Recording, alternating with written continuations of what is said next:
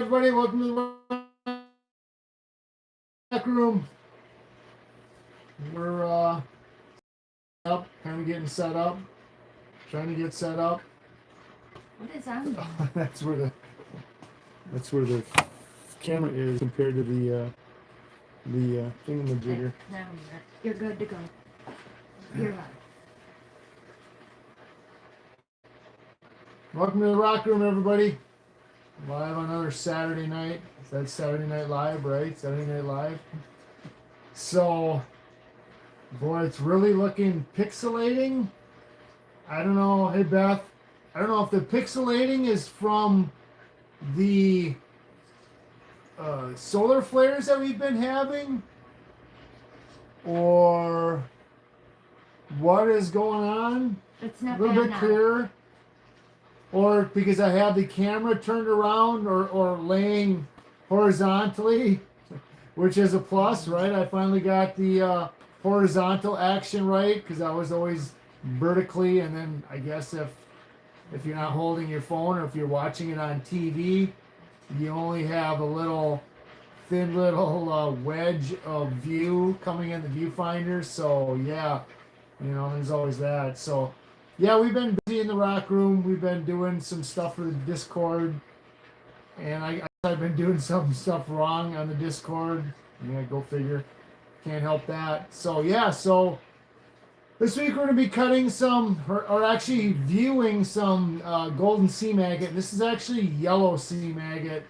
They just call it gold because it's gold. So it's kind of a one of them things that you just call it gold when it's yellow, I guess. I don't know. And where is it from? So yes, yeah, it's actually from the Atlas Mountains in Morocco, and I do not believe it comes from anywhere else. It's pretty cool looking. It's very unique. It's a form, and if anybody's familiar with sea maggot, it's a seam. So you actually have it in like thin little wedges in between host rock, and then you'll have a little seam that the water and minerals flow into these seams and then calcify into these seams, and whatever the mineral was that was in there gives it the different colors. So this stuff is actually yellow from whatever mineral makes it yellow. Is that sulfur? Maybe, I don't know. That'd be a good one to look up. So yeah, so basically you got like little pockets of yellow and then clear chalcedony. You can have some little oranges, little purples, little different little flecks of colors kind of in there too. So yeah, you don't really know what you get again until you cut it open. So we can take a look at some of the stuff I cut. If I can dig this over here, turn it around. Turn some lights on.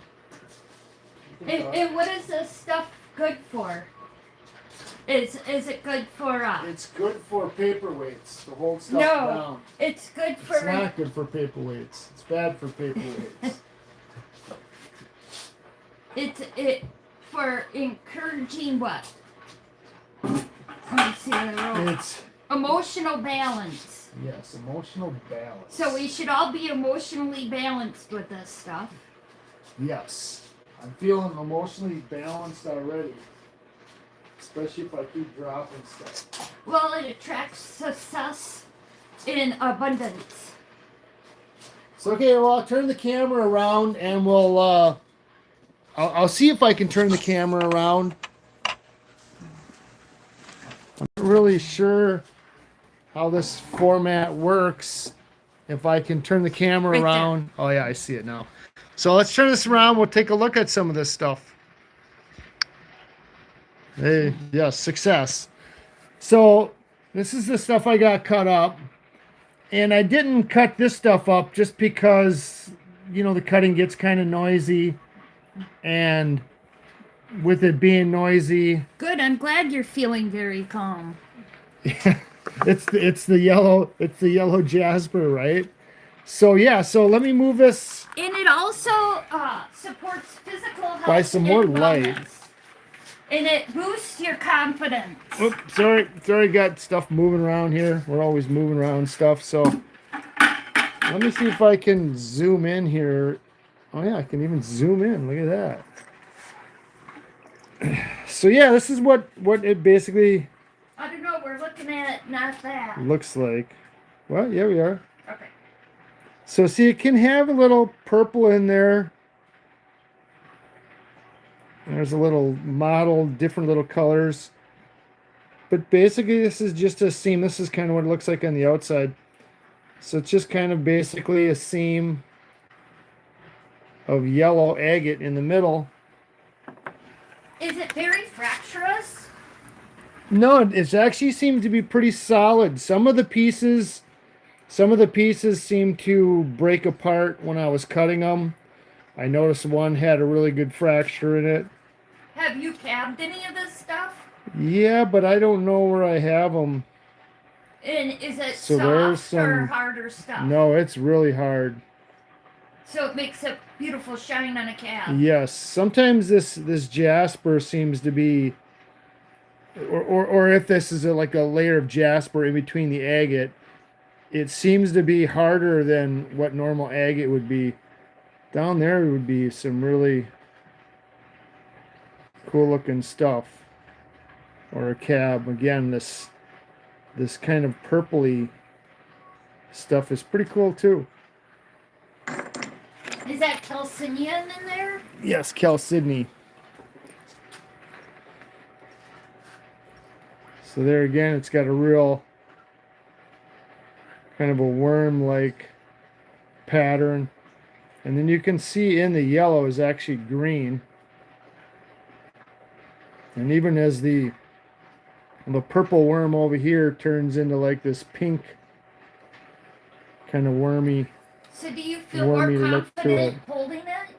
No, because I drop stuff all the time, so I'm confident that I'll drop stuff. So that's kind of neat.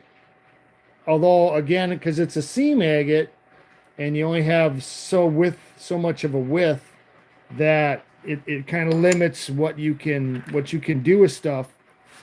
So that's something to keep in mind. Although, you know, when you're making cabs, you're not making giant cabs anyhow. So the small ones, it's big enough to make pretty much anything you would need. Definitely bigger than like a ring or something like that. So, but yeah, here you can see two kind of interesting bands. Hey Phil, how you doing? Hi, Phil. You got some cool looking agate. That's kind of neat looking. And again, this is a bigger chunk here, but again, it runs in these seams. So, yeah, interesting stuff. And I'm running out of room. So yeah, this piece, the piece I broke off the end there, or not cut up, cut. Hey Karen. So that piece I broke off the end actually had the one fracture, but again, it's not really fractured. And the chalcedony part seems pretty hard. Like you can tell it the hard. And if people aren't familiar with cutting too, when you cut stuff, if it's very porous, which is not hard, the water on it will dry up instantly. The stone will actually suck up the water. So you can tell that that's pretty hard. It'll take a pretty good shine. I know that it's supposed to support physical health and wellness. So if you wear this, it's supposed to fortify your digestive system and bolster stamina. So this is the outside, and you can see the caliche, which hides what it might look like on the inside, but and that's kind of like a breccia. Hi, Cheryl. Hey Cheryl, this is like a breccia pattern inside of it.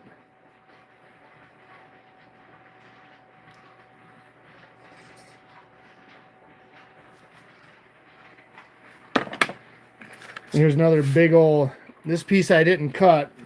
Let me get this wet too. Oh, sorry for making anybody dizzy. I think could all use some of that. So I didn't cut this piece, but again, you can see how this forms. It's just that yellow vein with some a little bit of other colors forming in the middle. Well, this is supposed to soothe your mind. Does your mind feel pretty soothed? My mind never is soothed. I always have something going on. So again, this is another rough chunk here. Hasn't been cut. And you can see the clear calcity there, how that seam runs underneath there. So it probably this clear thing right here probably comes out right there on that side, which separates this little chunk of yellow from the rest of the stone, just like that piece is kind of separated. So yeah, some interesting stuff. And it can be... Yeah, this is really nice stuff. And it's worth getting a piece of it. It has a lot of helpful things if you wear it. But in general, I think it's pretty. Yeah, I don't wear anything for health reasons. Yeah, we know that. I like to remain very unhealthy. And I agree, Karen. You do feel jolly when you look at yellow. Jolly yellow? Yellow jolly? Yeah. Well, then if that makes you jolly, this is just the seam agate. And Karen, this is from Morocco, from the Atlas Mountains of Morocco. This is the seam agate, but the regular yellow agate, I mean, I've got some monster pieces that have some crazy yellow. But again, like, you can't cut anything real big on the 10-inch saw. And if I were to use my slab saw, well, that's a half an hour per cut. So a half an hour per cut, you ain't going to do any live videos doing any of that kind of stuff. So No, and your time is pretty limited when you're home. Now you can see this fracture there. It's not a fracture anymore because it's healed, but stuff like that's always pretty cool, how the rock split and then healed itself. Oh, and it almost broke itself again, right? Butterfingers. There's a nice little red vein going through there. But yeah, it's some pretty interesting stuff. And then some of it can be this, depending on the material in it, it can be this real. Now, if you would look at that, other than not having chatoyancy, boy, wouldn't you think that was a piece of tiger eye? Just the way you have the yellow or the gold, and then that little bit of red, which would be brown. And then the veins, you would think that would be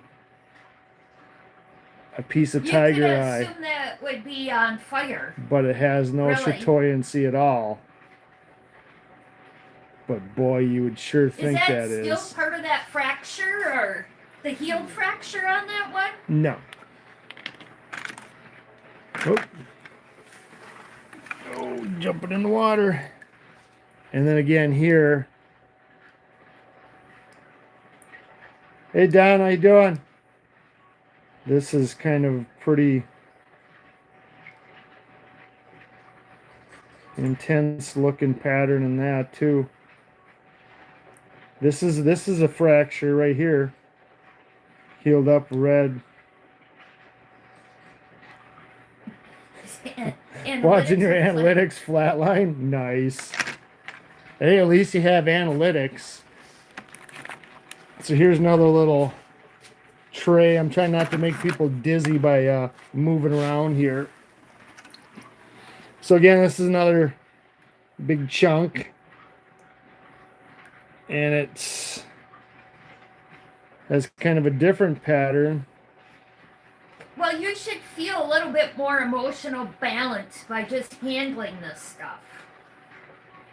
Hey Lisa, how you doing? But yeah. Hi Lisa. Weird.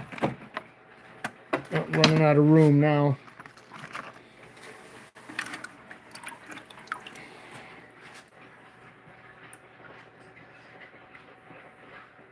Yeah, this has got a pretty cool looking pattern in it too.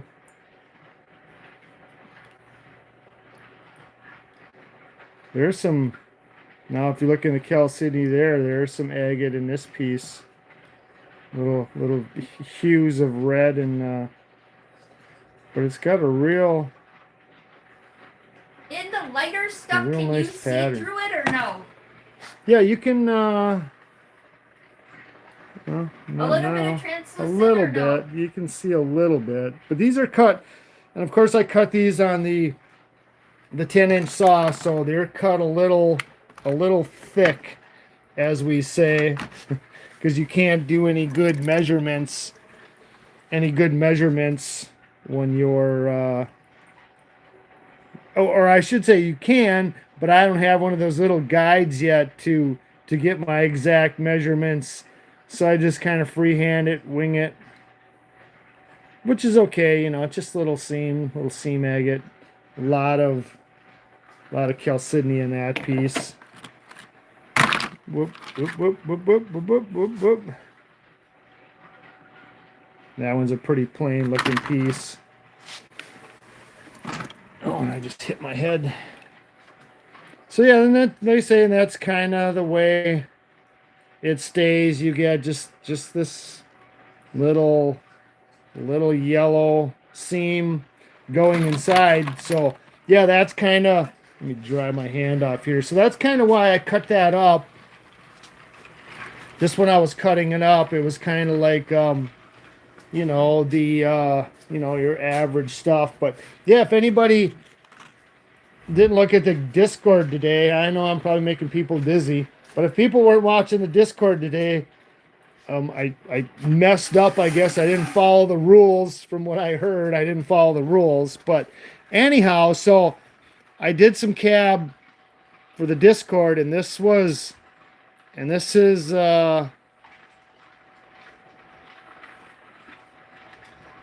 part of what I did. And I probably got a better light too. This is from That Brian looks and pretty Julie. good. This is from AZ. That looked really well. What- This is from AZ Rock Hound Expeditions out of their claim in Arizona. But this stuff is always, you know, just crazy. And it went along with this. And again, this is all AZRE. They're beautiful moss egg, and if anybody's worked with this stuff, always a joy. So yeah, so this was my cab entry because I didn't. No, I just got this one smudged. Hold on a second here. Because I didn't follow directions or instructions as I was advised. You know, silly me. So yeah, this is. But anyhow, this is what I made for my wrong entry. And this is, like you say, this is all the Arizona moss agate. So that was my entry. It was supposed to be two cabs that were the same shape, but apparently, and then I just added this third element later, but then apparently they were supposed to be they were supposed to be teardrops. And you know, well, my comprehension when I read is not very good. So in that aspect, I just made two cabs. I made the two cabs, you know, the same shape, and thought I did. Let me turn this back around. And thought I did real well, but apparently I didn't do real well at all. I messed up, so I got hollered at. I didn't get hollered at. I was instructed to follow the rules. So yeah, so that's my problem. And if anybody else out there, I'm a speed reader, but in a way I speed read, which means I skip about or I can't comprehend the 90% of what I read. So I tend to see things differently than other people do. I kind of just, race through it. I saw what I saw and I went with it. So, yeah, so, you know, Mistakes happen. Yeah, so we're yeah, pixelating. so You got to take her easy. I think it's from the. and plus, and I've said this in the past before, it doesn't take me real long to come up with designs, and I don't mean to sound arrogant or anything like that. That oh, I'm that good. No, because that it's actually it's not a blessing, it's a burden because I have like insomnia and I can't sleep. I don't sleep very good because your mind, if anybody knows this, your mind is constantly thinking, constantly. So So, I think you you know, need to be wearing that yellow cement yes, at home. yes, right. So even when I'm sleeping or not sleeping, but trying to sleep, my mind is continuously going. So, this stuff is always going through my mind, and I'm coming up with these ideas and stuff. So, that design you saw right there, basically, this is where it came from. And if anybody's does designs, about graph paper. Graph paper is Oh, is it's very really pixelating. oh, because it's white. Yeah, I'm sorry. there you go. So the graph paper is really good for laying out designs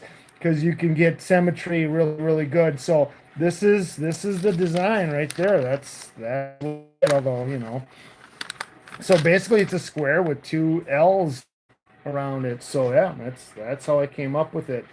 And then like for It's other pretty pixelated. oh, I'll get off the white.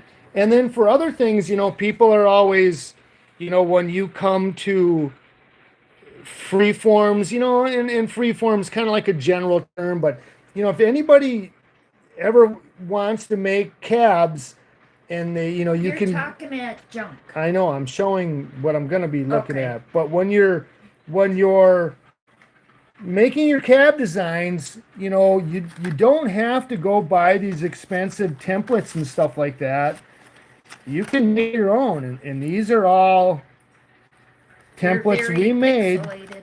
Oh, that's the white again. So Yeah. what them are from is if you take these plastic covers, Sorry that about the was pixelating. caramel I think dip. it's from that, garlic butter, from the sun, big solar that flare. was some ice cream. There's some chicken livers. There's some ricotta cheese. There's some cottage cheese. So when you get those plastic containers, you just cut the plastic lid off, cut that rim along the outside. Let me set this back up here for a second. You cut the rim off the outside. Are we good? Yeah, you're good. You can cut that rim off the outside, and then take your regular paper, and you want symmetry. So take a regular piece of paper, just a regular piece of paper, fold it in half, draw half of the design like we made a heart. Remember making hearts in like craft school, like in school when you were like a little kid? Just fold it in half, cut out your design on paper, or a thicker piece of paper, like a little, the regular, not corrugated cardboard, like regular Like construction cardstock. paper, yes. And then fold it in half, cut out your design, open it up, put it on your plastic lid, and then just trace it and then cut it out. And that's how we make all our patterns, and that's all the hearts and the different shapes. Because when you buy stuff, Brandon wants to talk for a second. Yeah. So are you looking for stuff? Yes. You're gonna look for your shapes? Yes. Okay.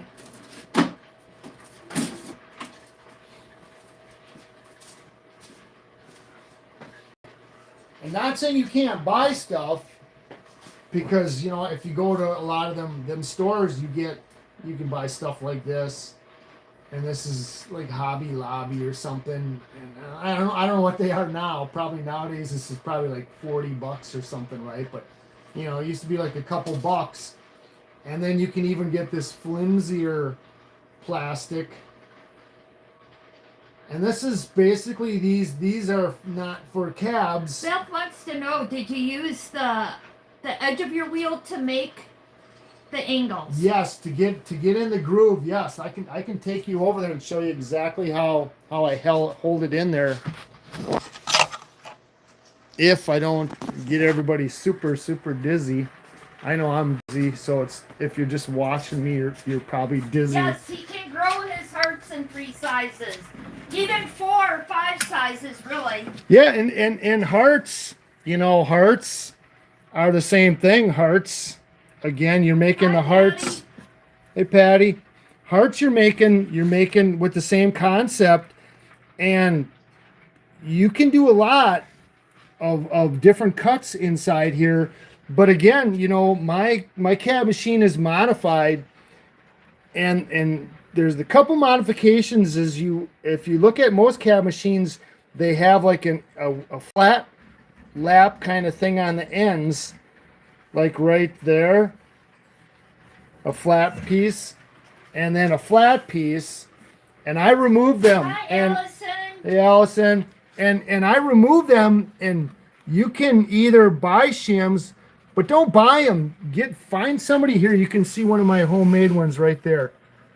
So find somebody that has, and right over there's another one. So you find somebody that has a 3D printer, and with a 3D printer, you just find out the inside diameter, the outside diameter doesn't make a difference, and then you just make them shims any width you want, and then you save a ton of freaking money. So yeah, so getting back, so when you're making something like this, of course I originally cut it out on the saw, and again, remember when you're cutting out on the saw, your saw blade is round like that, so stop well before you get to your top line, because remember the bottom's going to be cutting further because your saw's like that, so the bottom's going to cut further. So stop well ahead of time, tip it upside down, and then see where your two lines are merging, and then as you get closer and closer and closer to that meeting point, that's when you stop. So yeah, so now once I had that cut out, then you just take it on your wheel, and you're just doing it just like everything else. So you're going this way, and see there's enough room in here, and then go this way.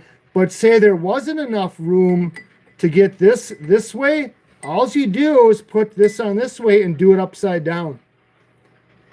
So then same thing when I went this way, and then that way, and then of course everything else is kind of done just like you normally would. And then just again go right down the process. And then same with the heart. The heart, you're always doing those. Oh, that blur out. You're doing those angles. And then when you have the union here where you come from one side to the other, what you're doing, and not on these hard wheels, because you want to be real careful on your hard wheels, but when you get on your soft wheels, then you tip it. You tip it real like that. Your heart. Oh yeah. And this isn't. I'm working on this, so this isn't even polished yet. But yeah, this is that crazy. Let me get this wet. How this is how it would look. How it would look if it was polished, or I should say when it'll be polished. So yeah, this stuff is just killer. I love this. I mean, look at that. And what is it? This is this, and again, this is that Moroccan jasper. We were just talking about that, or Moroccan agate, I guess, depending on what you want to call it. And agates, jaspers, yeah, very similar. But yes, this stuff is just wild. And of course, I do. We've got this is blue tiger eye heart. I don't know if you can see that. I got a blue one. We got a red one I'm working on. So yeah, so we do a lot of that stuff. So yeah, so don't feel. Let me whip this around again. So yeah, so you can do a lot of different shapes, and then if anybody's seen my flowers, let me dig around here. That little flower shape. Same concept, you're going in each little groove. You're just moving the stone to get it in that little groove. So it's pretty comparable to doing anything else. And yeah, it may seem kind of like tricky at first, but once you get the hang of it, it's not any more difficult than doing anything else. Again, you just have to start, get it, and then just start doing them. They're actually kind of fun, to get that different shape, and then that'll help you do a lot of other stuff too, like the crescent moon, and you can also, like, for like a crescent moon where you just have that big arc.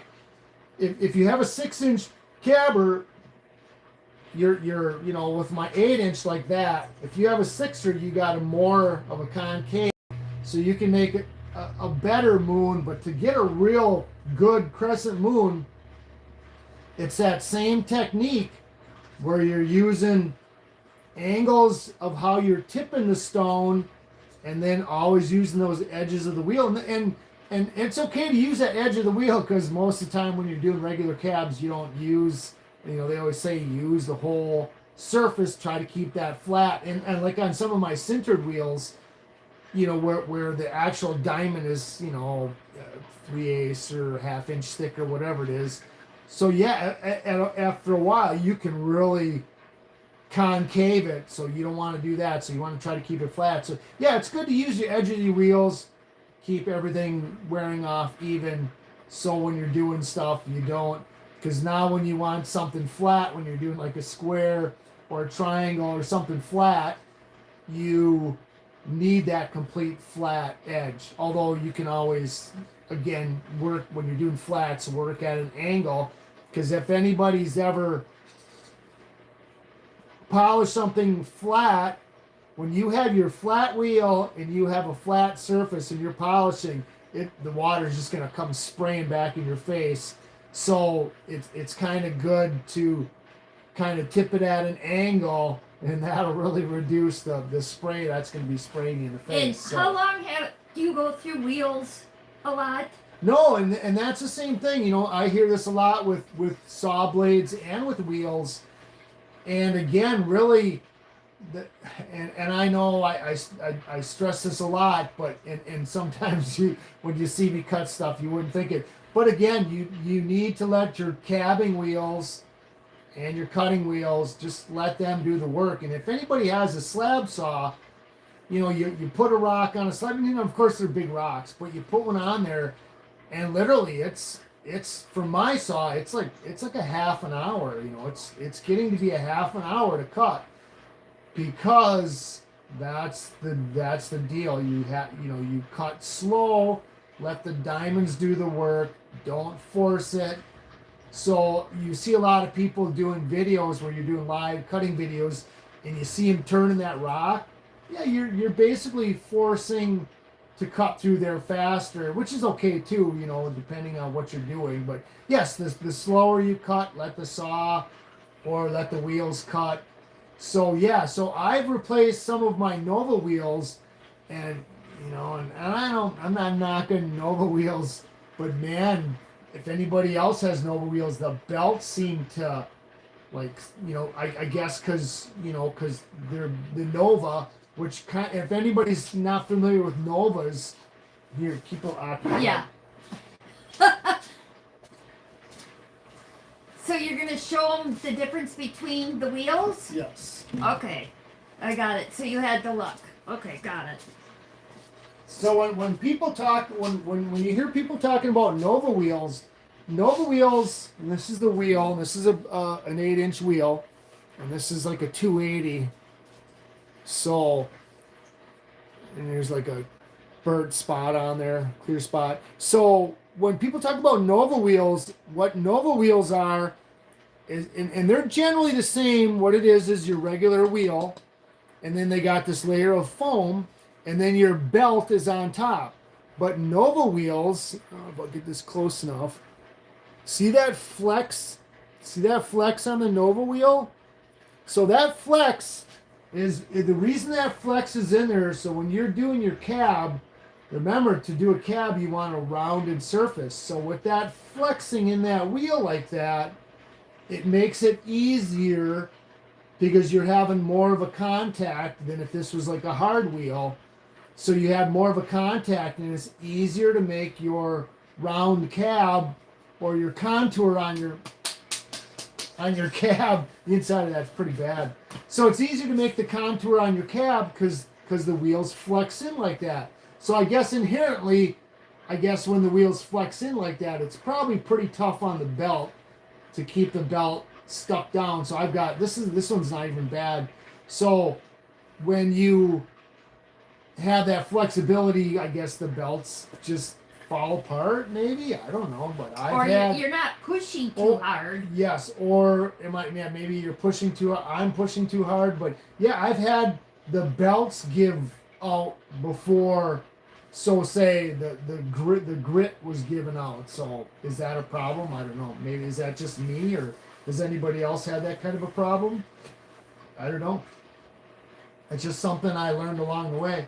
And then again with the regular, your first two rough wheels, when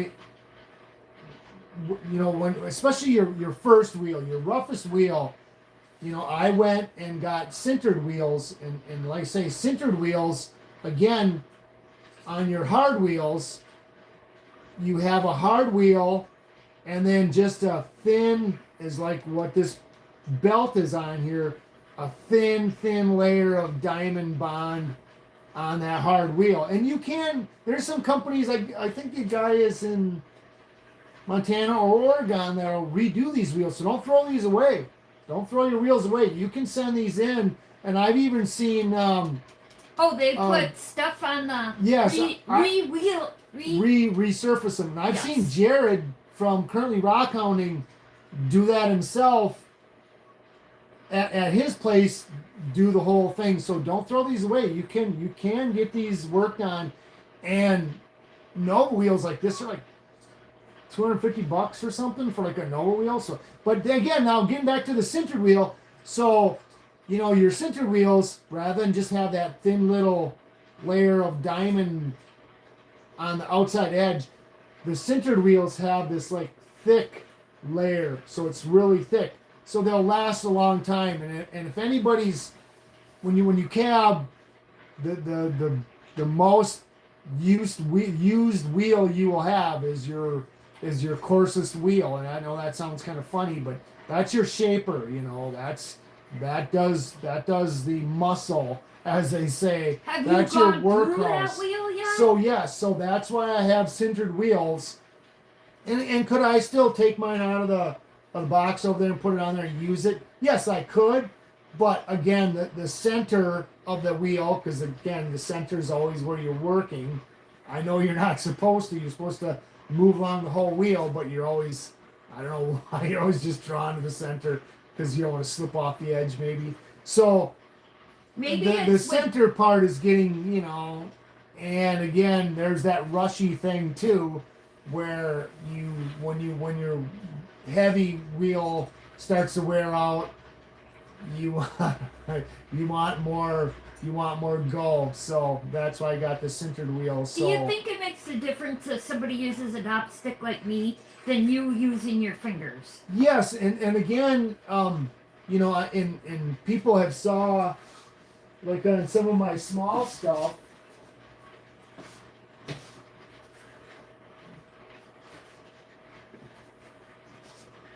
Now, if you see these on this guitar here, and if you can see that compared to my finger, I did these. I didn't dot these. I did these by hand. These were held in my hand.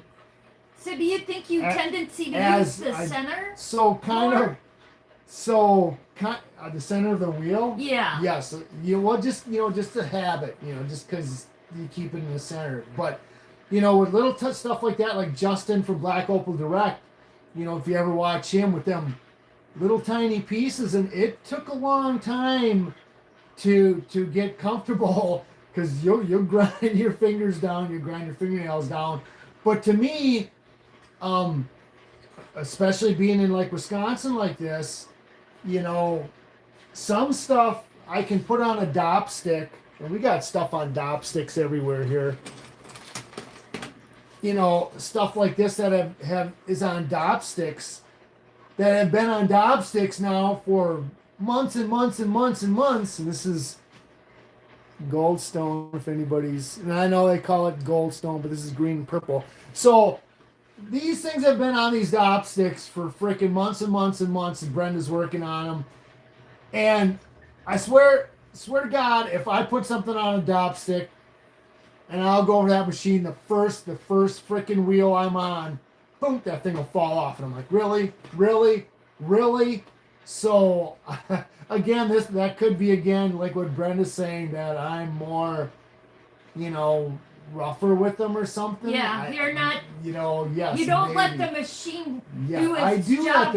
I do let the machine do the stuff, but pushing it a little bit. yes, I do. Yes, I just feel more comfortable doing stuff with my hands, and if anybody's out there is one of these things, learn to do it on a dop stick. Trust me, do it on a dop stick, because doing this stuff by hand all these years, my thumb is, you know, because you know that your thumb is, you know, that's your power where you're holding it. Yes, where you're holding it, and yeah, I can definitely feel that on my thumb. Like if I'll do like spend a few hours out here, yeah, it'll really start to hurt my freaking thumb. So yeah, so you know, it's just personal preference, but I just like to do stuff by hand. Just because you can feel it better. You can feel the stuff making it. Just because it's what I do. Now say this little guy, and this is my other Discord entry. This is my flame on my candle. Same thing. This little, and you could use that super little glue guy on that dop stick, right? Yeah, this little guy, same thing. I did this by hand. I didn't dop this up or nothing, because I just don't dop. And then people too, you were talking about the... And I have to dop, because I just can't handle that Well, on my plus fingers. she's always got them stick-on fingernails all the time too, so yeah. I have see-through nails that are just, they'll rip off. And people, we were talking about those shapes, you know, that L shape and the heart shapes and the flower shape. You can also, and again, this is all done on the cabber. I don't have one of them ring bandsaw things or majiggers or something. I do all this, cutting it on my trim saws, and then working on the cabber. And these shapes, you know, this is all done that same exact way. You know, this is all done on the cab machine and the regular trim saw. So you can do... Yeah, I do not have the dexterity to hold that. Yeah, so you can do multiple... Yeah, you can't dop something like that. Well, plus you're doing it both sides. But yeah, it'd be pretty tough to dop that. So, you know, you can do a lot of eccentric shapes too, besides just, you know, simple freeform shapes. It's not that difficult. It seems kind of, you know, like but again, it's something you can get really. She wants to know if it's lavakite. With what? That guitar. This one. What is it? This one is Smelly Shelly. And what is the other one? Smelly Shelly. And what is the other one? Cool. This is I always call it to remember Greta Garbo. This is Greta Garbo. It's actually Grabo, right? Hold on a second. Let me get this wet. Jerry, did you ever make those guitars out of petrified wood? Have you tried petrified wood with your guitars? Yes. This is this whole neck and the end. That's all petrified wood, and then these two little things are petrified wood. But not the body of the guitar. You have not. No, I haven't done. I've just started doing a few of these, Now look at this when this and this of course isn't but when this is stuff is polished and they call this Grabo or something. I'm not. I always because I'm just so used to calling. Allison is saying it's Gabbro or Yes, Gabbro. I'm so used to calling it Greta Garbo. That's just what I call it. But yeah, this is some. And I think I've seen this like on like countertops or whatever. But yeah, beautiful stuff. I mean, just crazy looking, right? So yeah, the petrified wood. We got hundreds of pounds, literally hundreds of pounds of petrified wood, literally hundreds of pounds. We have rainbow from Dobell's. I got stuff from Medicine Bowl, Wyoming, stuff from Utah. Well, Montana. You get it from Patty everywhere. wants one of those guitars if you ever saw I'm it. Patty. I know you said you wanted two. I'm working on it, dear. I am. I'm really and like I say the original one I did. His brain, just like he's saying, spins. So the originally one I did. I can attest to that because we have stuff in the house that don't get finished because he just can't. Yes.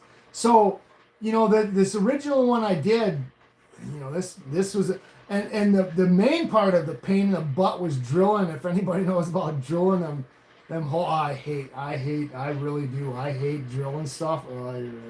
Again, because, I just hate it. So what I'm doing, Patty, is I'm designing, and of course, it's still in the works. It's still in my brain. So what I'm doing is I'm going to do, and forgive the front part, but I'm going to do something like that. I'm thinking, and I got like 1,000 different spoons, types of these spoons, but I was thinking like something like that. Instead, don't discount the back there. Maybe look different with the blue, with the Greta Garbo. That's kind of what I was thinking of like doing. Of course, then you'd have like this much coming down the front. So yeah, that's just something I was kind of working on in between stuff I was working on, from stuff I was working on to stuff I was working on. So yes, and we brought this up in the past too, that yes, I'm a philatelist too, and I'm a numismatist, and we do a lot of estate sailing stuff. So, and if anybody knows, a numismatist is coin collecting. I do coin collecting, and philatelist or philately sounds creepy, right? Yeah, well, it probably is kind of creepy, but it's stamp. I do stamp collecting too, so I do have multiple hobbies besides keeping, the property and the wood burners and everything up, kind of upkept, and then my regular job. So yeah, we busy. It's always busy. So. That's just how stuff goes. Life is. And he did did lots of beadwork. Oh yes, and I've been. And you haven't out here yet? Is it no, still it's in the out house. here? No, Okay.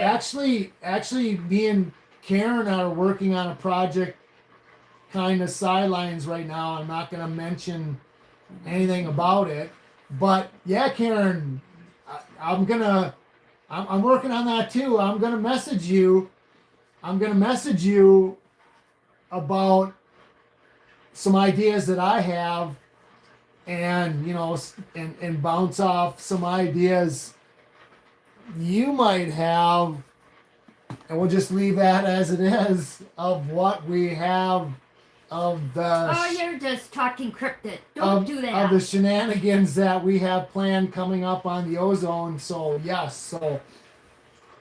There's that. I am working on that. This week he bid it on stuff at an auction and he got $1 dime.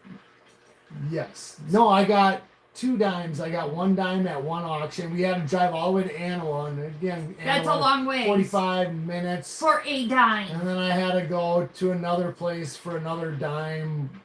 So yeah, it was. But again, when you're bidding on stuff, you don't think you're going to end up with just one thing. You're hoping you're going to get more. So unfortunately, I didn't, and Well, we got a good country ride. I spent $30 in gas to get a dime, but of course it was the one dime was an 1888 Swedish dime, and then the other dime was a 1874 United States dime. So they were cool dimes. I mean, don't get me wrong. It wasn't like a regular Dime. Regular dime pocket. or maybe like a stupid Mercury dime or something like that. No, Mercury dimes are cool. But yeah, so they were kind of like cool dimes.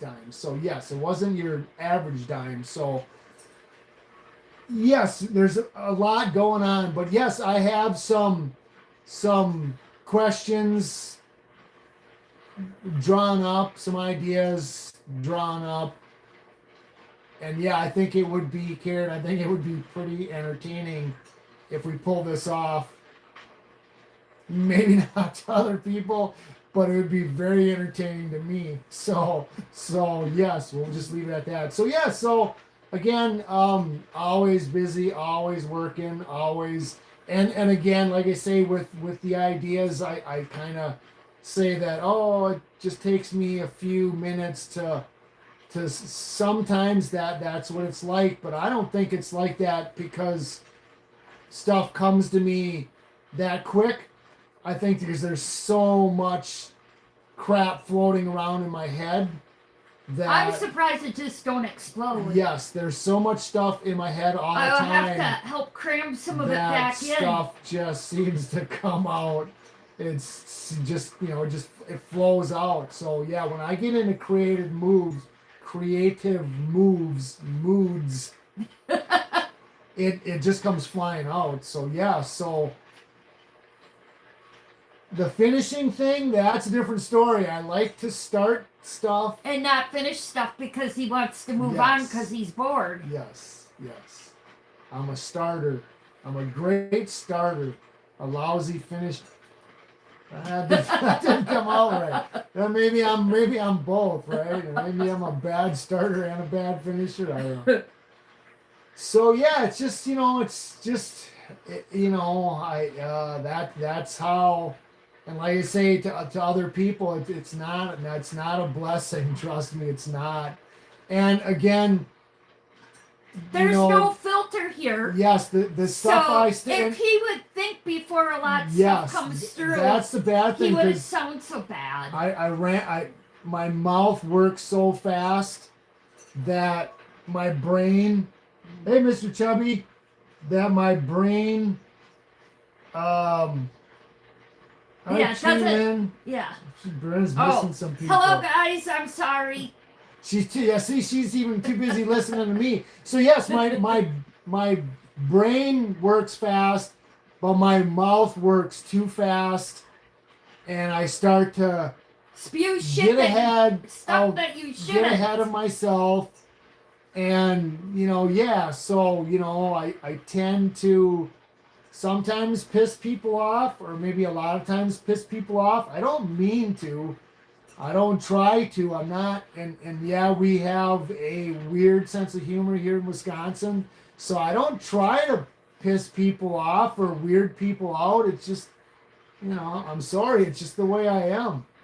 Brenda's been putting up with me for 30 some years. Yes. Like, so.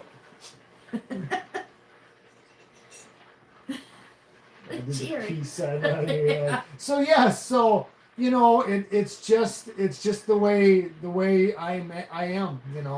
I'm and maybe that's probably why I have so many hobbies.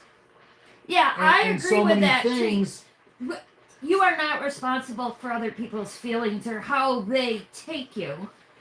Yeah, but you can still be, somewhat buffered.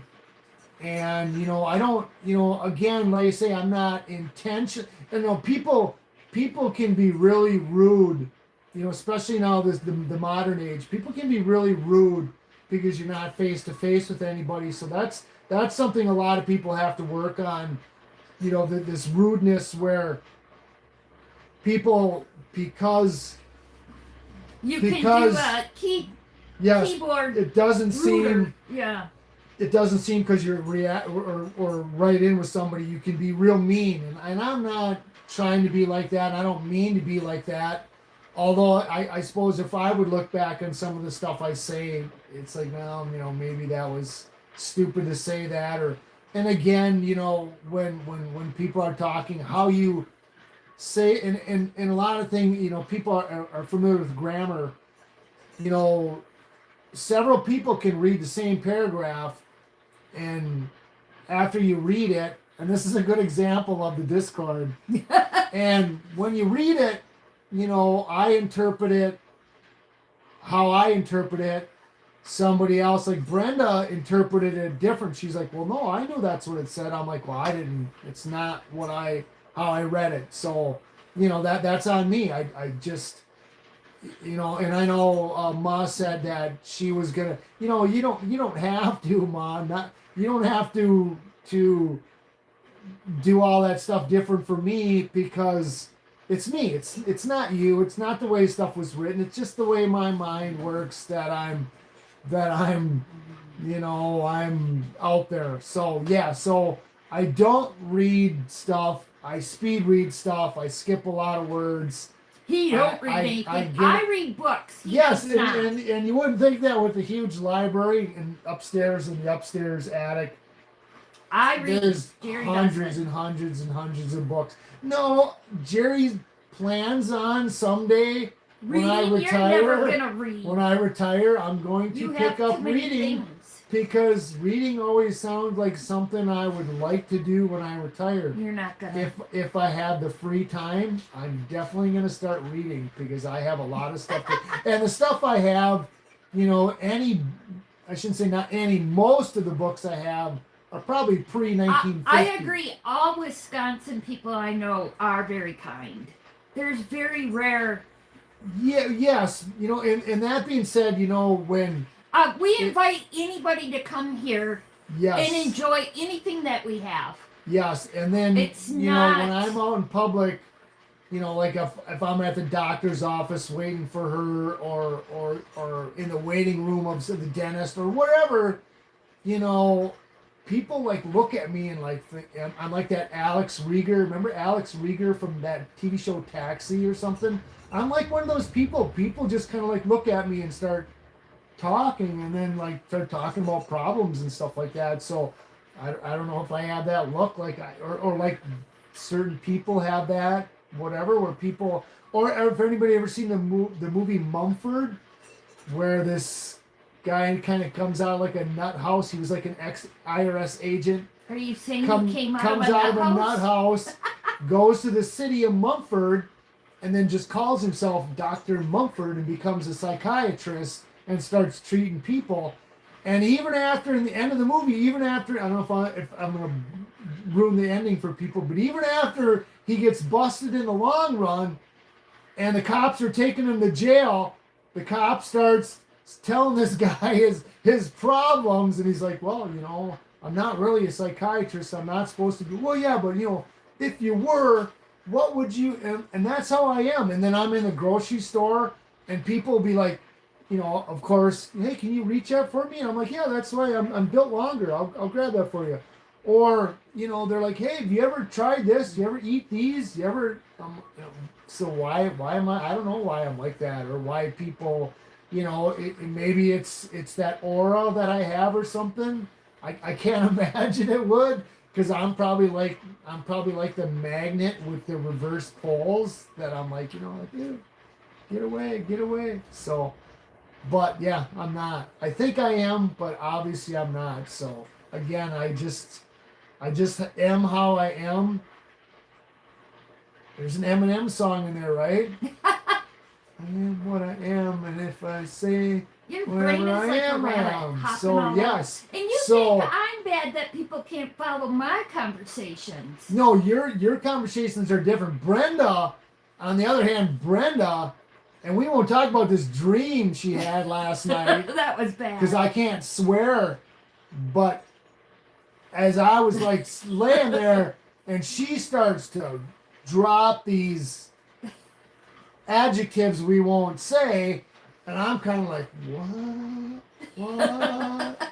And then a lot of, incoherent, blah, blah, blah, blah, blah. And I don't want to lip read for anybody that might be lip reading here, but it was like, what the heck is going on? Like, holy man. So, yeah, again, it is what it is. So, yeah. Now I forgot what I was on. See, I already forgot what I was saying just because. Yes, because you're a rabbit. Just because we could rewind this. No. I could find out what my train of thought. Maybe somebody else could find So, out. is there anything special that anybody would like to see for next Saturday? Yes. Otherwise, if you want to see me cut some taters, He did pull some stuff out to still cut if we're too boring.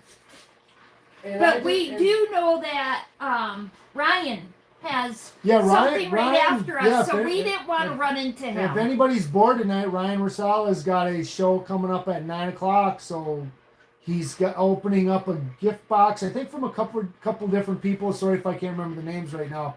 So yeah, he's going to be opening up a box too. And then I thought Romania has something too that might have been going live, but I can't remember what it was. I don't remember, but yeah. So we had talked about these taters last night too, and if anybody wasn't familiar with taters, these are some taters, and again, these are always, and we call them taters. Oh, you didn't even have the scary rock out here, though, did you? No, it's in the house. Oh yeah, we had the Mona. I had the Mona Lisa in Iraq. In Mona Lisa in Maramamba, which is a movie. Mona Lisa in Maramamba. Karen said we're not boring at all. She thinks it's great. So these are some of my taters. Yeah, because we watched Karen last night, and she was talking about, like, things in rocks, different things. Yeah, like different things in rocks. And I showed you my ET. But yeah, these are some taters. And it's probably not picking up. There you can see some banding. But yeah, these are the taters. What they look like when I pick them. So yeah, these are like the little tater nodules. They come a lot bigger. A lot. And he calls bigger. Them like taters because he's not certain exactly what kind of rock it is. Yeah, I think it's like a quartzite. Now that's a tater, a big tater. Cut some slices of a big tater. So that's kind of what a tater looks like. So yeah, it could be like a quartzite. So you think it's quartzite? I've heard other people call it a quartzite, but I don't know if it is. So, yeah, that was a jumbo tater. And yes, I know he cut some stuff. So here's, this is like a golden tater. I don't know if I can get this. Oh, that one you can see. It kind of looks like a moss agate, and they got a lot of these little crystal vogs. I think it's starting to lose it because of that. But you got a lot of these little crystal vogs. So yeah, these are the taters. Is this the stuff you cut today? Yeah, this is the stuff I just found yesterday when I was out hounding. So it was warm enough where he got to rock hound. We had 60 degrees yesterday. Almost. It was 60. Beautiful. And see, today wasn't not so bad, but it was windy. Nice pink in there, and this is very translucent. There you can see the translucency there. So people saying that it's quartzite. I don't know. I don't know what it is. Never had a geologist, and I could go. Have my cabs out here that I did for the Discord? I don't know what you did with them. Maybe. So you can I can go on. What's my rock? But he's from California too, so no, Here, I'm not gonna show go. that Wisconsin tater all shined up. So this is the Brenda did on the Discord. This is her cab. I don't think it's gonna work. No, it's not gonna work. Not gonna be able to it looks like a jasper. But yeah, so it's very translucent, lots of different colors, numerous patterns.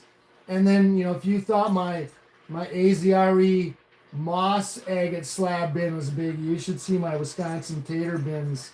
They're even bigger. I've got tons and tons of slab taters. Yeah, it was beautiful yesterday. Just like my crazy lace, the crazy lace tater I showed last week. They can get pretty intense. I'm gonna whip this around here. Don't be whipping people around. Whip it good. So yeah, so like I say, with Wisconsin taters, you can get, and these are all Wisconsin taters. I got a little piece of string there. It comes in tons of So yeah, they yellows, oranges, pinks. Yeah, we get a lot of red. Obviously, because we're in iron country, so you get a lot of iron staining. But they just got this bizarre banding. You get like almost like a thunder egg kind of look, little tiny ones. And this is, that's a Wisconsin tater, and every color besides, mainly being red, you get every color. Do you find under these, the like, rainbow, Wisconsin or in certain areas? Yeah, it's in like southern Marathon County. You got that red. This is actually was the cover of it's on my business card. This is a common pattern too. And these are shiny, but they're dusty. So yeah, so you get these, like I say, crazy patterns. Look at that. That's just nuts. Lots of the gold. Lots of the orange and black, like a mix together. Lots of these crazy different, and of course they go up and up and up and up. Some of these, let's see if I can get that one, like, these small nodule ones. That one's a cool one. And of course this is like similar to one that Brenda used. And they're on every shelf has got, more and more. And like I say, these are all taters.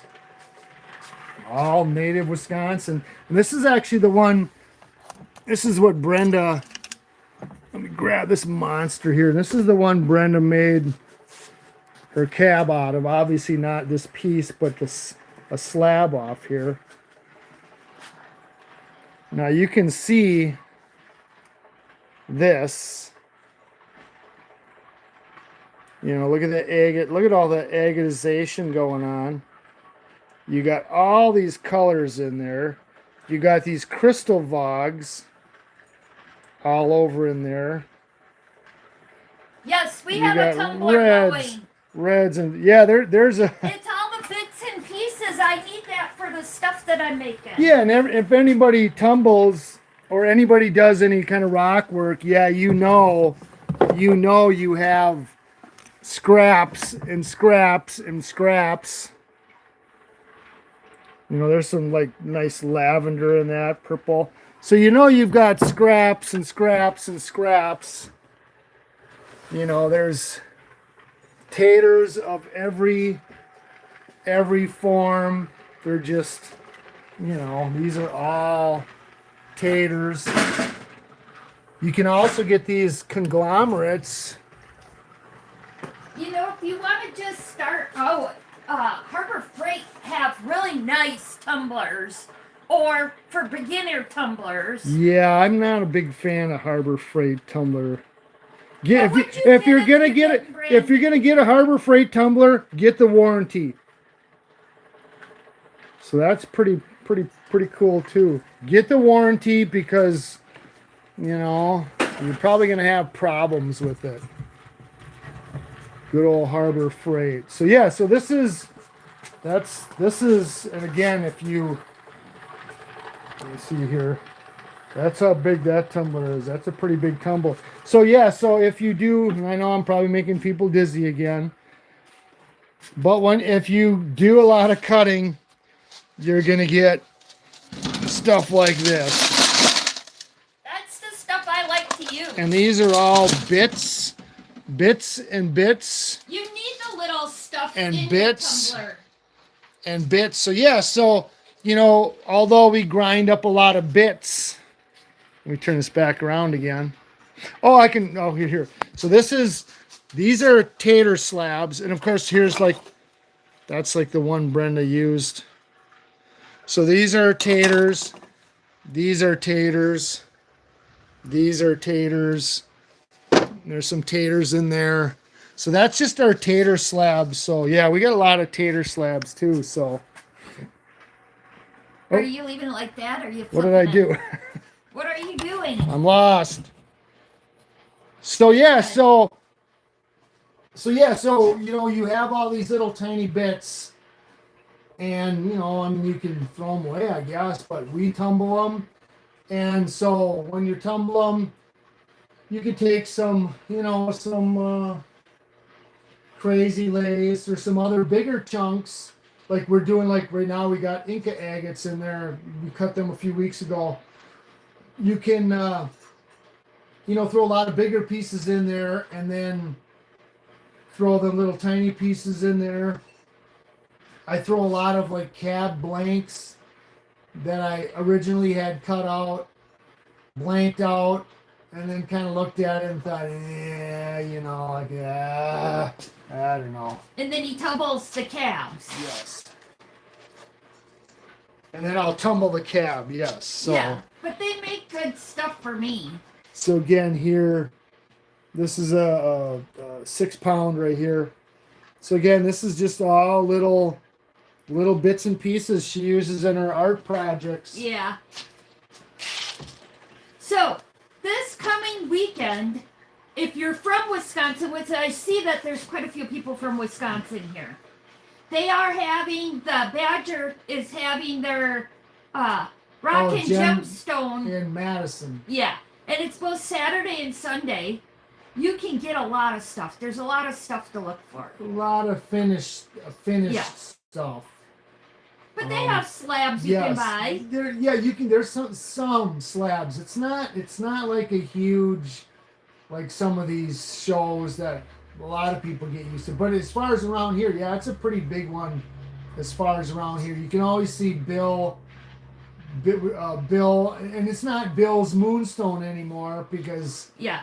But I guess he still has a display at this rock Bill's Moonstone, but it's now, in Madison. Now it's actually by somebody else. But yes. And it's at the Alliance Center. Yes. And it's 3 great big rooms, and I mean like basketball rooms. Yes, and it's not free. You gotta pay. Yeah. And you're gonna get in line. Don't go there early. Don't go early thinking like, let's get there early before it opens up, and then we'll get like first in line. No, you won't be first in line. Trust me, you will not be first in line. You'll be waiting a while. So.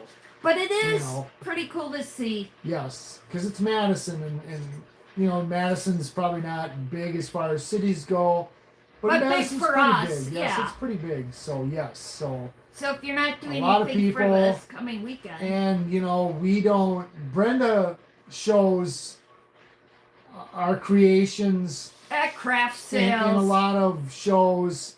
We do sell a lot of stuff, but not like specific rock shows. I think we have the Central Wisconsin something club again, and I'm a truck driver, so I never had a chance to join this stuff, and they only do it in the winter time because the summertime they don't do it or something. So real something River Valley, something, whatever. It doesn't matter. So yeah, so we're not in any clubs. We don't do any clubbing stuff like that. So Not for rocks. yeah. So this is our only outlet is YouTube. So, but she does sell stuff, and I get a lot of time people asking me, oh, do you sell slabs? Do you sell cabs? And I do, I can, I don't, I don't know how to sell anything online.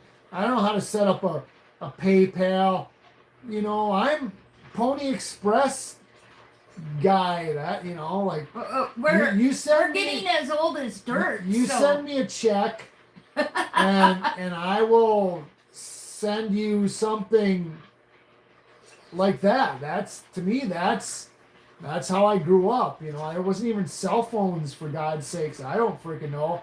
So this PayPal, and I do buy stuff on with PayPal, so I know how to spend money on PayPal, but I don't know how to get money on PayPal, or even if I have a PayPal account, I probably would have to.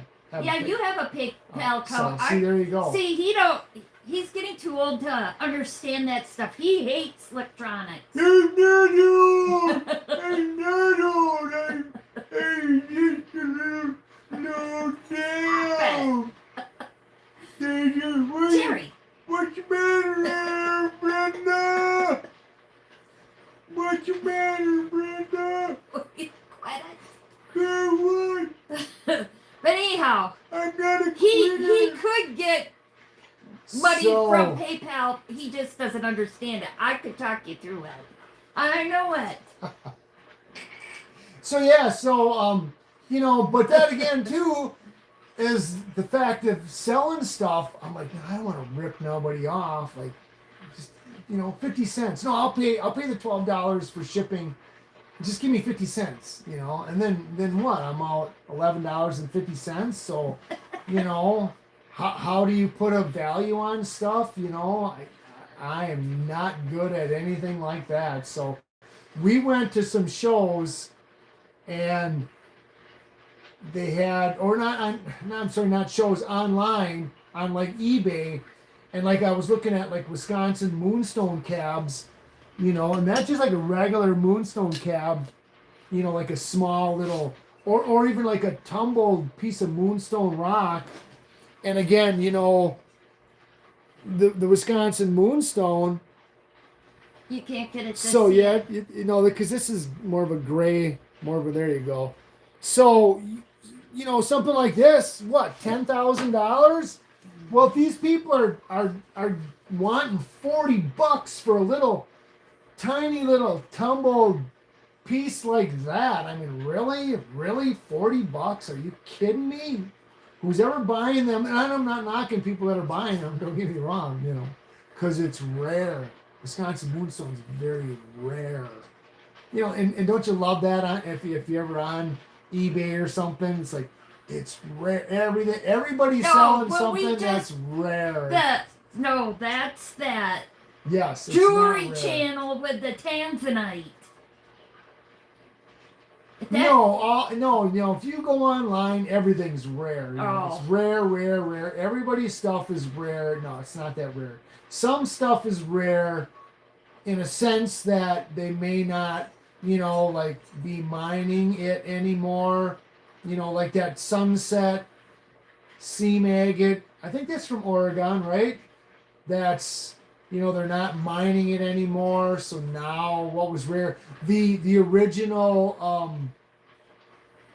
ocean jasper. Remember the cool Orby stuff?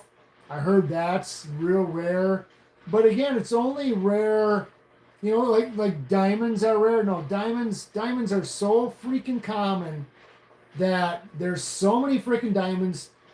But what they do is they keep them all under lock and key, and they only let so many go out into the public. And then that's why they're rare, and that's why the prices are elevated. So again, not saying that is with the stone, but again, it's only rare until the next big deposit is found, and then boom. And you're right. It's only rare when they tell the truth. Yes, and a good example would be like my Port Hedland jasper. Port Hedland jasper is very rare, or like the Duchette's Biggs jasper. Before that, it was called Duchette's. It's very rare. And again, now with the Port Hedland, you got Norina. Oh, there's freaking millions tons. And with the Duchette's, now you have the Bigs, and there's tons and tons and tons of it. So, is it? I don't know. It is what it is. So yes, the prices can be inflated, and you really have no choice. You have Yes, to and pay. it is annoying if you really have something that's truly rare. Yes. Yeah, because I was taught years ago. I And it was cheapens the world. I agree with that. told years ago that the chrysocolla, like certain kinds of chrysocolla, are like the spider web is really rare. They're not mining it anymore. Yeah, they're not mining it in that one specific place, but they're finding copper mines all the time. And just like the malachite and the other stuff you find with the copper, the blues and greens and stuff like that, with the copper, they're always finding new copper mines, and of course it's loaded with malachite, chrysocolla, some of the other green minerals that I can't think of right now, maybe even turquoise and stuff like that. So Karen said it's pronounced day shoots. Day shoots, bless you. Day shoots, bless you. So yes, if that's what it's called, I'll agree. Just like the pattern on my Port Hedland was called whatever you called it. In one ear out the other. But yes. And then with that Duchette's, or however you just pronounced it. They shoot. Die shoots. Oh, German, right? The shoots. Sprechen die Deutsch? Nein. So. So with that, with the it's stuck in my brain how it's stuck in my brain. But the blue, if you ever seen the blue stuff, yeah, that's the cat's meow. That's the rare stuff. Is the Duchette's in blue. That's what you're looking for. And the stuff I have has wherever I have it. Yeah, somewhere. then you're I have it correct somewhere. that they changed the name. But yes, the pattern. So then it's rare, but it's the same thing, but it has a different name. Yes. But some of the old Duchette's has like really super fine pattern. And I do have some. Brenda, keep them busy. Yeah. How am I supposed to keep people busy? Just ramble on. I'm not as good as you as rambling. I don't know how you can't. How can you be around me and not be good? Because you do all the talking, and I'm not like that. He's digging because he's trying to find something. What are you looking for? A piece of Duchette's. Oh. Now he's Duchette's. got to find the Deschutes. The shoots. Deschutes. The sheet. And believe it or not, Jerry was born in Germany, and he can't speak German. I can go in Schwein und. His mom used to swear at us in German all the time. I had no clue, but I knew she was swearing. She was the true German. I don't know. I have it somewhere.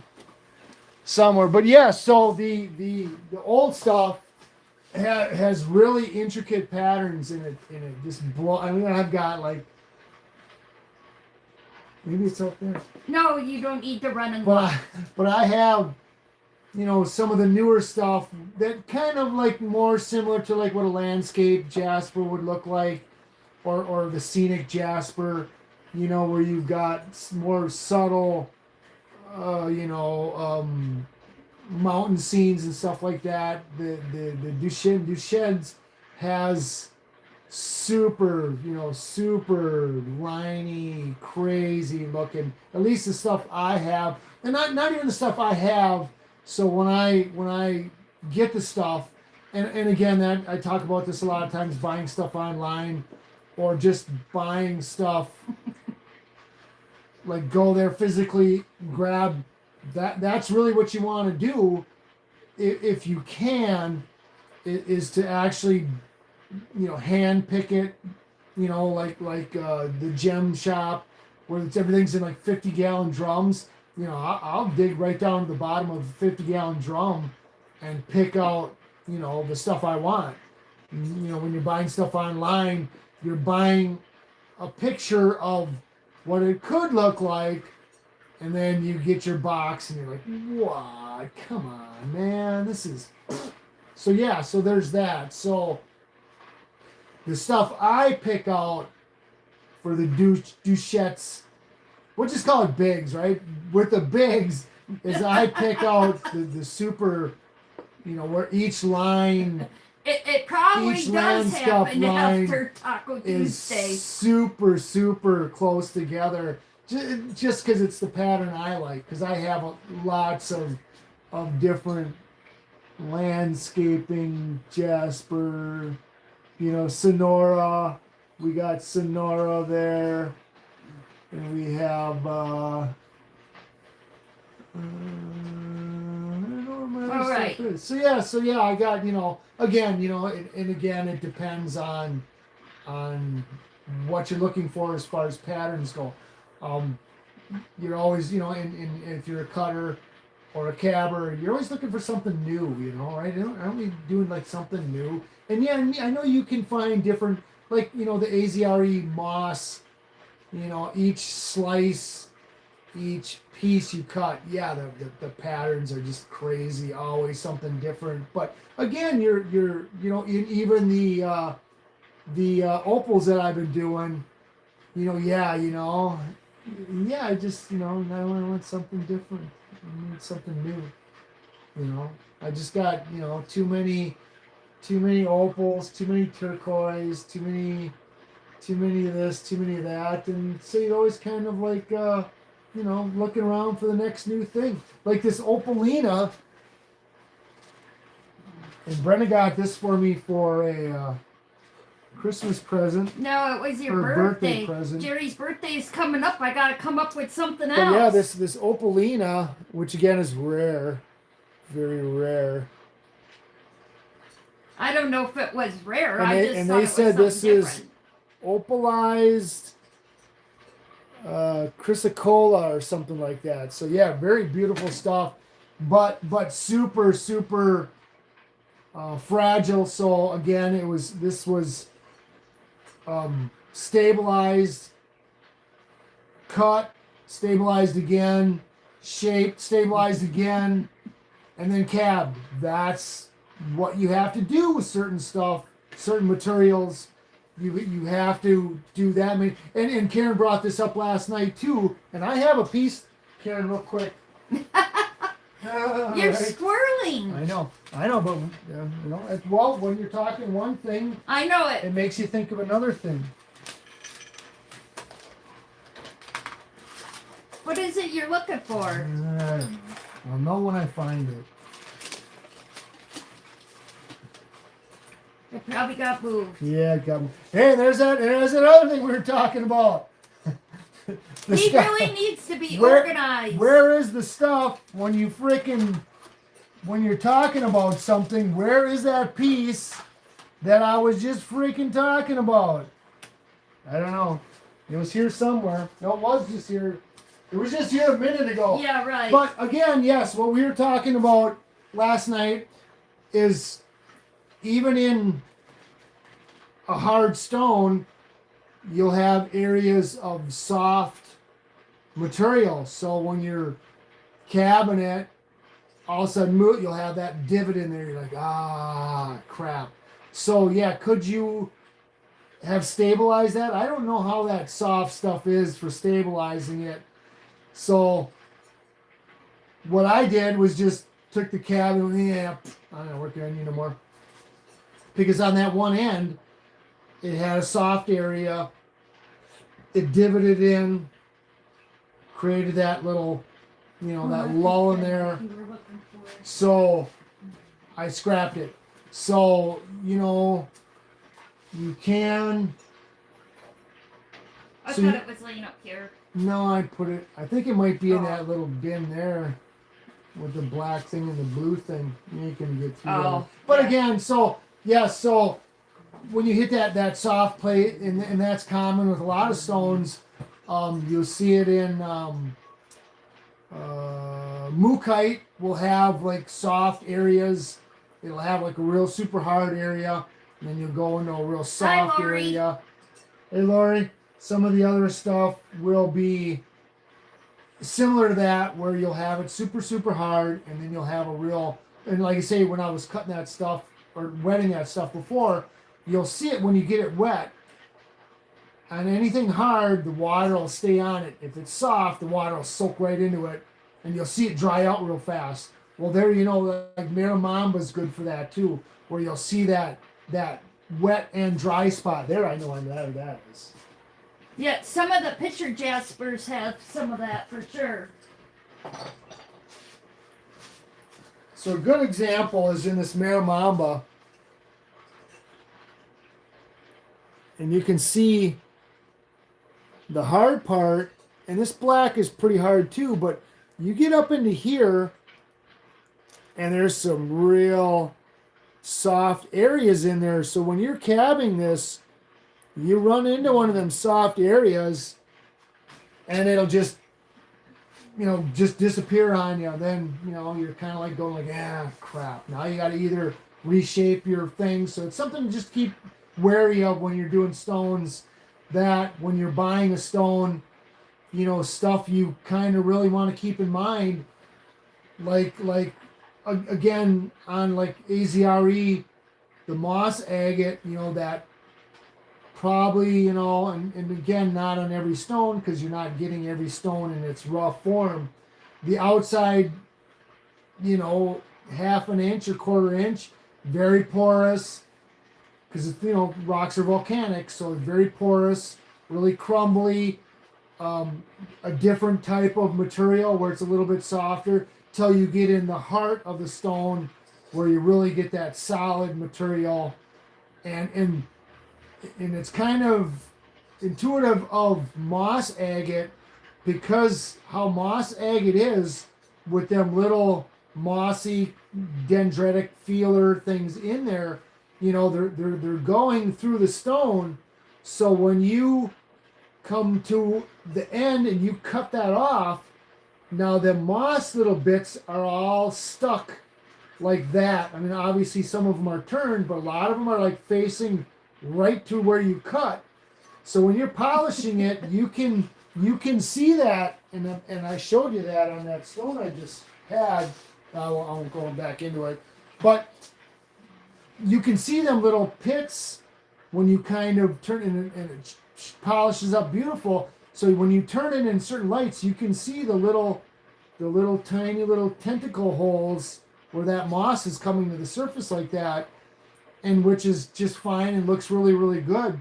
But if you wanted to, again, you could take your Opticon, or they got some like gap fillers and stuff like that. You could go in, hole by hole, and again, you couldn't even do hole. It's best to just do it with a paintbrush. The whole thing, could you? So anything that's soft, you could Opticon it, and it would make it stabilize it. No, you have that certain. No, that stuff you'd have to vacuum. You'd have to vacuum pot it. So, but I'm talking about after you've got your cab roughed out on the 280 wheel, and you're not going to change the shape anymore. You're just going to polish it. Then go back to with your Opticon, and this is obviously a big paintbrush because we do big stuff. Put another layer of hardener on there, and we got a little toaster oven. We bake it, and then I go back down a wheel to the 180 or 220, well, whatever, and then I go back down to that, and then, but again, I'm being very careful just to take off the Opticon layer on the outside to get to my original shape. And then I move on, quick jump back over to the 280, take the less as little bit that's left on there off, and then continue on to polish. And then your finished product will have no little pinholes, no little faults, no nothing. So, and you can even do that with the crystal Vogue. If you like that crystal Vogue in there, that's got some nice looking crystals. Again, you can, when you make your cab, you can fill that in with Opticon. It may take you a couple, because as you dries, it's going to shrink down. Put a couple layers on there, and then cab it. It's going to be crystal clear, so you'll be able to still see that crystal Vogue. You'll be able to see all the crystals in there, but it won't have literally the hole in it. So the Tree-Line said she needs help identifying things. That's tough. So now identification of rocks, generally speaking, when you talk about rocks and rock identification, now if I were to hold this up, just about everybody's going to go like, oh, I know what that is. I know what that is. And of course, this is leopard skin. Or again, with the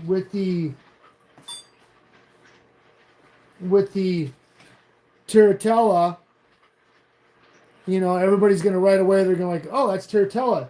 So yeah, so certain things is easy to are tell. Pretty easy to tell what it is. Other stuff, not so much, because a lot of stuff. Well, for once, we can bring up that, yes, the name has changed. At one time it was this, and now it's this. But a lot of stuff is just from a picture is really hard to identify. Even there's a lot of stuff that, and if people are familiar with stones, if you have a piece of agate or a jasper, it can look similar and different. And a good example, though, here's a really good example.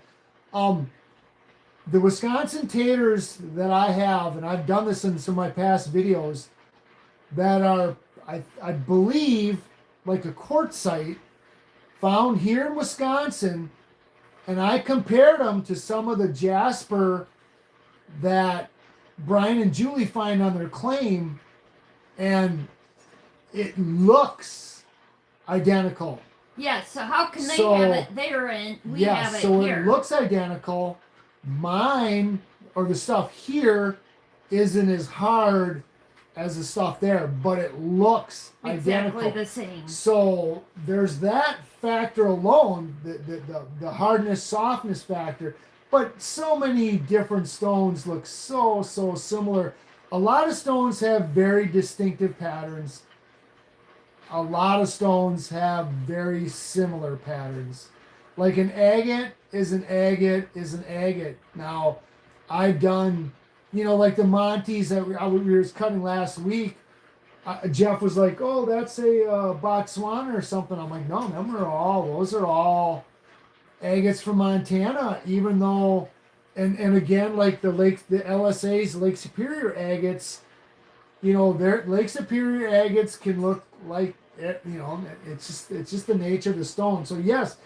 And it is true. Figure out the hardness. That helps. Possibly you can, because they got hardness testers where you have different materials that are different hardness, and you do the scratch test on there, and you can either scratch the rock or leave whatever your hardness tool you're using.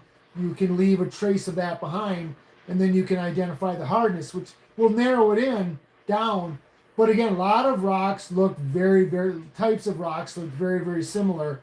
So it's possible that you have a rock that people can easily identify, but it's probably more possible that it's a rock that's going to be tougher to identify, especially just by a picture. That's tough. For anybody that's doing it, it's tough. Look at the professor on What's My Rock. I mean, he goes through, and he's a professor, maybe a professor of geology, or maybe he's a geologist, however that works. but you know, he's got, you know, different stuff where he's testing rocks. And yeah, and I'm no geologist. I'm a hobbyist, so I know a lot of rocks, but do I know them all? No, no. And there's probably a lot, and that would be a good thing too. Like on the Discord, you can go on like the Discord and put your rock on there, and which helps is you have a lot of people from a lot of different states, maybe Different even some different areas. countries looking at rocks, and that may help identify it, you know, from me being from Wisconsin. Like a good example is my taters. I bet you if I wouldn't tell anybody what that is, and I would show them some of the ones, they would be, oh, I don't know, this could be from, you know, yada yada yada yada yada. You know, would they guess that that's from central Wisconsin? I doubt it. You know, I very much doubt it, because the field, the strewn field, and it's probably not a strewn field from like a meteorite, but from a glacier. This is, you know, we're Wisconsin, we're glaciation, so this is all glaciated drift. Glaciers came in, Hi, Mom. melted. Hi, Melissa. Came in, dropped stuff, and then moved back out. So we have a wide variety of rocks that probably aren't from native are here, that have been brought down from Canada. And thanks, Canada. Appreciate it. Appreciate your leftovers. So they brought these rocks down here from Canada, left them here, and then the glaciers disappeared.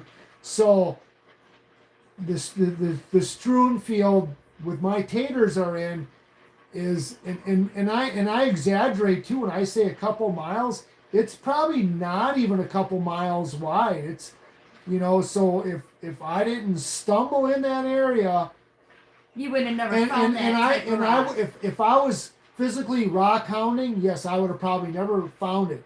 But my many hobbies, I was actually trout fishing when I found my first tater, and I was trout fishing, and I was, you know, walking along, and I came upon that rock, and the first one I found, I still have. We use it for a doorstop inside the house, and it's a big red and brown, kind of looks like a chunk, like what a caramel would look like. It's completely shiny, naturally, atmospherically polished. It's completely it's rough, but it's shiny like a jasper, and it's mainly just brown with a red iron stain on one side. And I thought, well, that's really freaking cool, which tipped me off to be more vigilant when I'm walking around, to look for more. And then as time went by, I zeroed in. I started looking in cornfields, and that's a good tip for people. You know, we have cornfields in Wisconsin. I know some states don't grow corn, but wait till the corn is super tall, and then you can walk in between the rows, because the grass doesn't grow in between the rows.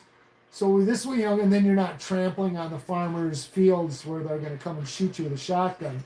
So you can walk the rows, not damaging the crop, and the rocks in between. And you can see this on my videos, and the rocks in between the rows are there, you know, rain washed. They're all cleaned off. The top parts are cleaned off. So that was a good spot. And then, and then again, as I honed it in, I thought, well, if they're in the fields, and again, it's a Wisconsin thing, and I'm not from around anywhere else, so I don't know. But when they clear the fields off for rocks, they pick all the rocks up, and they dump and on them, the edges of the field, there are these rock rows, and these rock rows can be hundreds and hundreds and hundreds of yards, as long as the field is, these rock rows.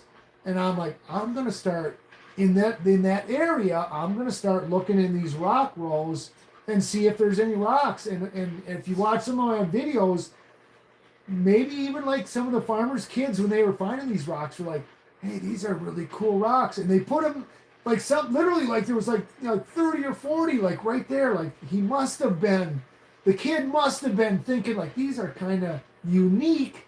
And he put them all into one area thinking like, when I grow up, I'm gonna, and never did.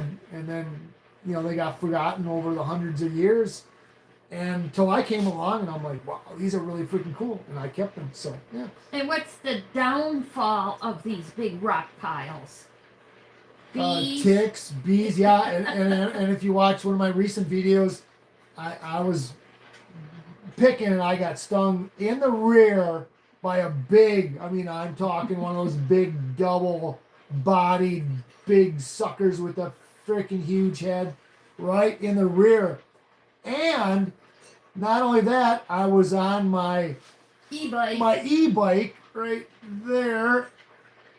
So I had to sit on the seat with my bee sting and ride back to the freaking truck. So yes. After you lost your glasses. And I lost my glasses and I wiped out because the grass that I was going through was like chest high and it got wound up in the sprocket, which yanked the freaking bike, as it got to be like a big pony sized thing.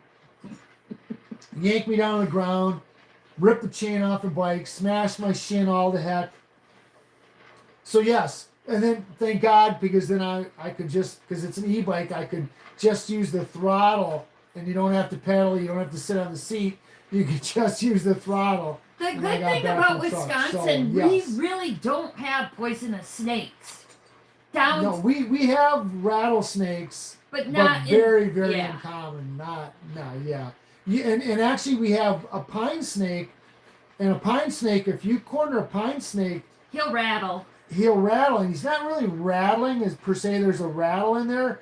He's hitting it up against something to create a sound of a rattle, just like other snakes will kind of, make themselves whatever. Really nothing venomous. Yes, ticks. Ticks. We have deer ticks that are literally, and if people know like pins, like you do like stick needles pins, and pins, yeah. Like the head, they're literally smaller than that. They can be like smaller than that. And there's all these new tick diseases right now. So one is you can't eat meat. You have to get bit by one of those ticks. Yeah, you can't if you get have the any disease. Can't eat any meat. So you have to be very vigilant when you get back.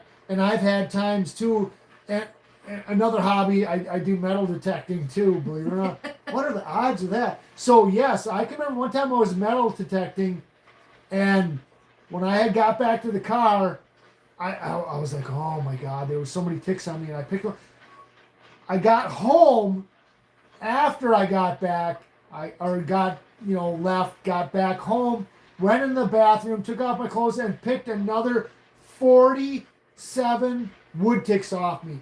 Besides the ones that I found on the outside of my clothes when I got to my car in the parking lot, there was another 47 wood ticks on me after I got home. So yes, Wisconsin, we don't have the snakes, we don't have the spiders. We have wood ticks. We have the ticks, boy. Even the sprays and the mosquitoes. And I was just out in Idaho at Spencer's, but I went to the Chalice, and I'm walking through all that tall grass, and I'm thinking, well, I'm going to be here for days. I got to be really, really careful.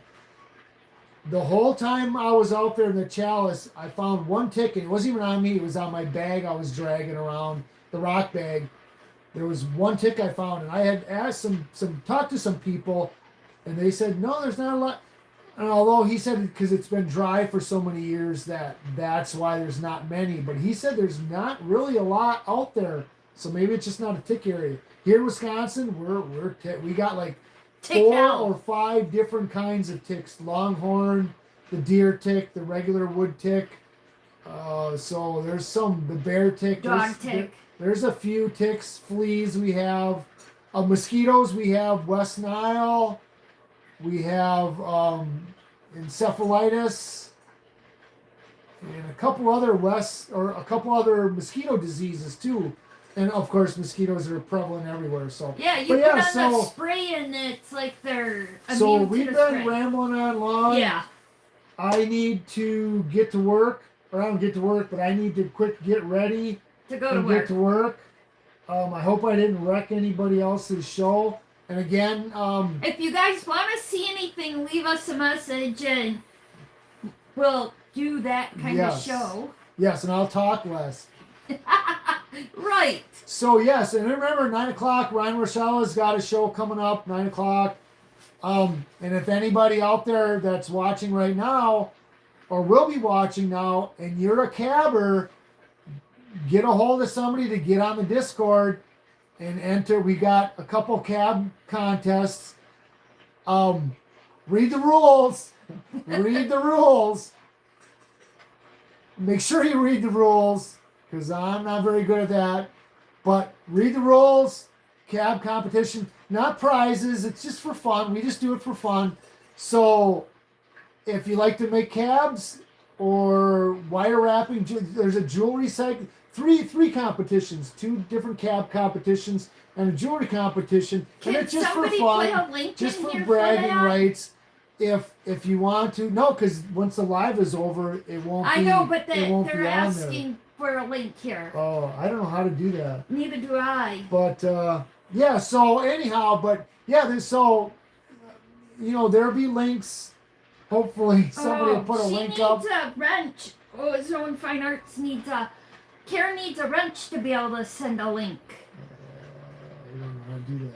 Yeah, you do. I You don't just touch your remember. name on there. There's no names on Oh. there. There's nobody's freaking thing on there. 'Cause Well, I got it whipped around. Or something. How about can they email you or message you and we can get you the link after yeah, we're done? Otherwise, go on Friday night at 8 o'clock. Or just go to Ozone Fine. Yes, on Friday night at 8 o'clock, go on Ozone. Oh, wanna there we get go. this right. It's there. Oh, there we go. Thanks, Thanks, Cheryl. But yes, otherwise, They were go looking on for the Discord link. Ozone Fine Art Adventures. On Friday night, she's got a really good show. And at the end of the month, we discuss the cab competitions on the show.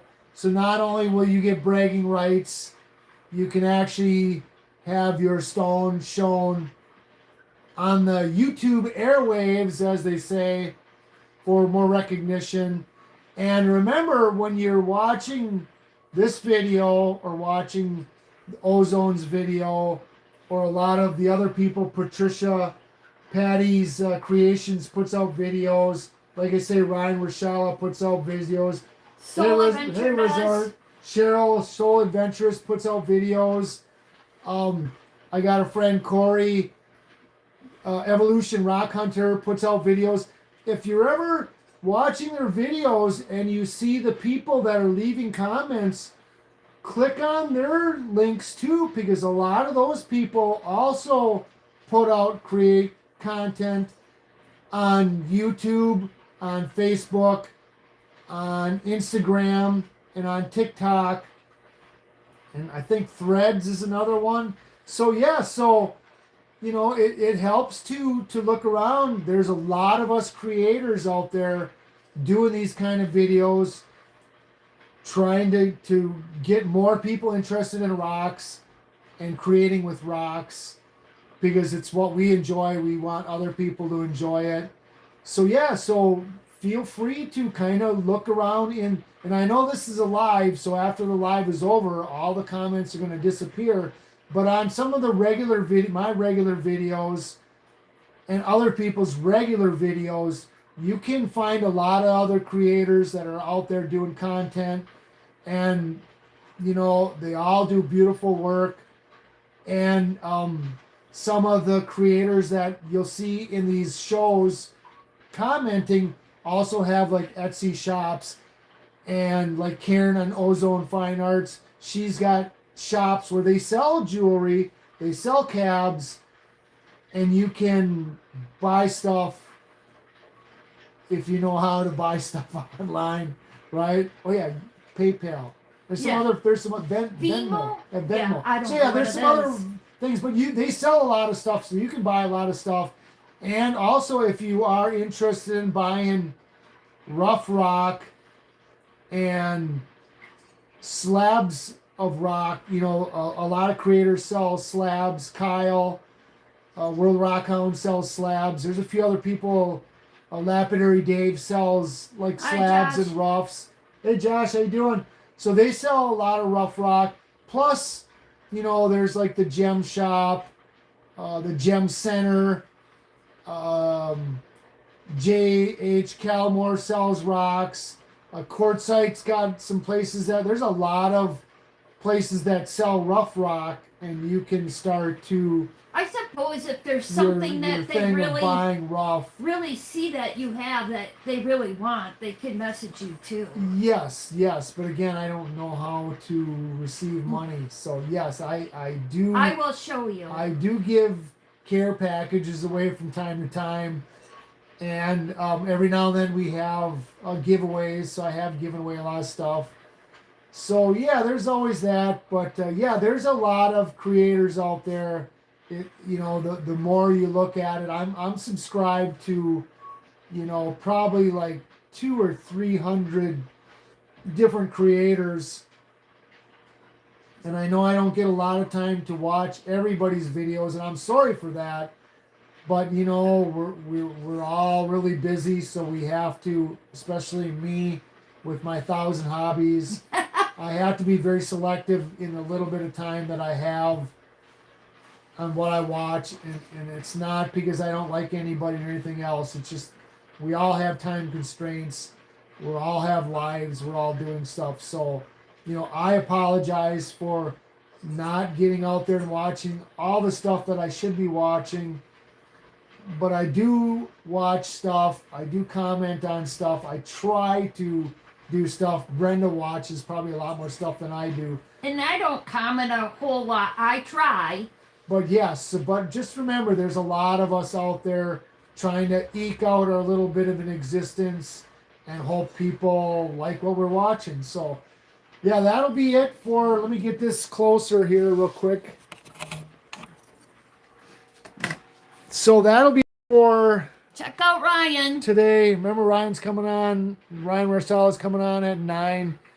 I have a bunch more stuff I got to do before I get ready for bed to Get do up my truck really driving. early. So, Yeah. thanks everybody for watching and liking, and I really appreciate it. And yeah, if there's anything we can help you with, just let us know. We're trying to do this and again, we're trying to eke in a little time slot. So this Saturday at 6:30 seems to be working as of for right now. So we're trying to keep this on Saturday at 6:30 to keep doing this live. I'm still putting out some like tomorrow morning. And again, it's always if I can get something to download, which a lot of times I can't. So I'm putting up a live video tomorrow morning of my recent rock hounding adventure. So we put up some stuff, and then of course some shorts every now and then. And of course we've been really busy lately with the firewood and stuff. So yeah, thanks everybody for watching. Yeah. And as I always say, Stay warm. see you soon in a rock room near you. Thanks everybody. Bye. Bye.